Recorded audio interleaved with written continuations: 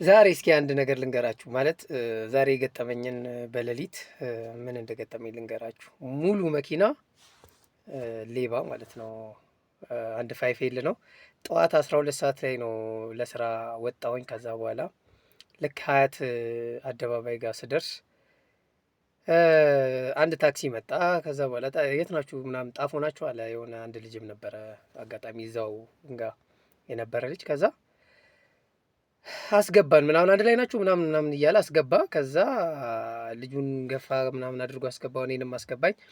ከዛ ፊት ለፊት ወንበር ላይ ያስቀመጠኝ፣ እኔን መሀል ላይ ያስቀመጠኝ። ሰዎች አሉ ሁለት ሰው መሀል ላይ ያስቀመጠኝ እና በዳር በኩል ያለችው ልጅ ሴት ነች፣ ወጣት ነች። እና ድንገት ስገባ የሆነ ብረት ይገጨኛል ምናምን አይዞ ምናምን እያለች ልክ እኔ እንደተቀመጥኩኝ 100 ብር አወጣችና ሰጠችኝ። እና 100 ብር አውጥታ ሰጠችኝና የሁለት ሰው ስጠው፣ የሁለት ሰው በልና ስጠው ምናምን ነገር አለችኝ። ከዛ ሰጠሁት ለልጁ። እዛ ትንሽ ቆይታ መልስ በለው ትለኛለች። በቃ የሆነ ለማዋከብ ረዳቱን በዛ ጋር ምናምን ነገር ማዋከብ ስራ ይሰራል። ምንድነው ዛሬ ፍተሻ ምናምን ነገር ምን ሰምተው ነው ምናምን ነገር ይላል። በኋላ ከዛ እኔም ግራ ገብቶኝ እንዲህ አያለው ምናምን ነገር ምንም ከፊት ለፊት ፍተሻ ምናምን አይታየኝም። ከዛ ልጅቷ በቃ ትቅለበለባለች፣ አይዞ ምናምን እያለች የሆነ በቃ አቴንሽን ሲክ ምናምን ለማድረግ ፈለገች። ከዛ ያጋጥማል ምናምን ነገር ብያት አለፍኩ። በኋላ ቦርሷን ትነካካለች ምናምን፣ ቻፕስቲክ ታወጣለች ምናምን ትቀባለች። ከዛ ልጁ ጠጋ በሉ እስኪ ምናምን ይላል ረዳቱ፣ ጠጋ በሉ እስኪ ሁለት ሰው እንዲመስል ምናምን። ከዛ ትንሽ ሄድ እንዳለ ናና አንተ ገቢና ግባ አለኝ። ገቢና ግባ አለኝና ልክ እንደወረድኩኝ መኪናውን ሊነዳው ማለት ነው 10 ብር ወረወረና በመስኮቱ ወረወረና በቃ በሌላ ሄድ ምናምን ብሎ ልክ ሊሄድ ሲል እኔ ቼክ አረኩኝ ኪሴን ማለት ነው። ወዲያው ቼክ ሳረግ የለም።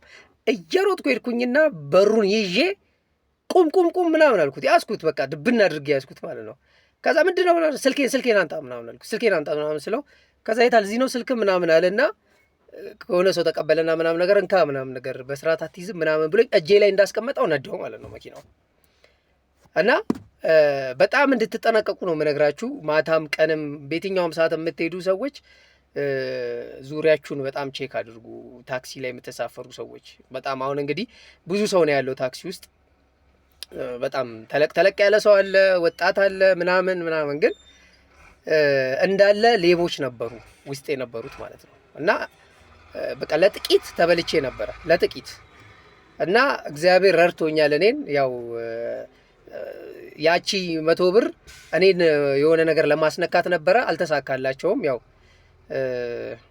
እና ስላልተሳካላቸው እናንተም ደግሞ ይህንን ነገር የምትሰሩ ሿሿ የምትሰሩ ሰዎች አይጠቅማችሁም። ሄዶ ህይወታችሁን ነው የሚያበላሸው፣ ህይወታችሁን ነው ምስቅልቅሉን የሚያወጣው። እና አይጠቅምም። የሰው ገንዘብ፣ የሰው ላብ፣ ሰው ያለቀሰባችሁን ነገር መጨረሻ ህይወታችሁን ገደል እንደሚከተው ማሰብ አለባችሁ።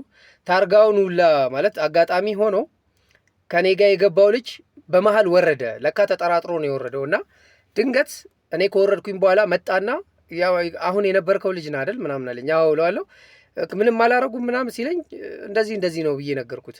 ስነግረው እኔ ተጠራጥሬ እንደዚህ ወረድኩኝ እና በቃ ተጠራጥሬ ታክሲ ላይ ምናምን ስለሰራውኝ በቃ እንደዚህ ሊያደርጉ እንደሆነ ገባኝ። በቃ ሙሉ መኪናው ሌባ ነው፣ በቃ ሿሿ የሚሰሩ ሰዎች ናቸው ምናምን ነገር። ታርጋውን ይዤዋለሁ አለኝ። እሱ ወርዶ ለካ ታርጋውን ይዞታልና 5L89 to 59 ያስቀምጥላችኋለሁ።